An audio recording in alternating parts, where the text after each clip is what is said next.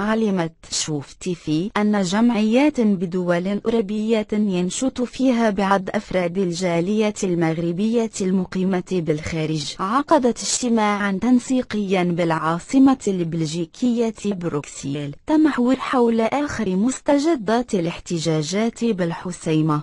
وحسب ذات المصادر فقد اتفق ممثلو الجمعيات التي يسيطر عليها أفراد معروفون بدعمهم ماديا ولوجستيكيا للجان حراكن الريف على تسليم ناصر الزفزافي نفسه للشرطة مباشرة بعد الانتهاء من تصويره لأشرطة فيديو سيتم الاحتفاظ بها وبثها فيما بعد لتحريض شباب الحسيمة والحواضر المجاورة على الاحتجاج. علمت شوف تيفي أن جمعيات بدول أوروبية.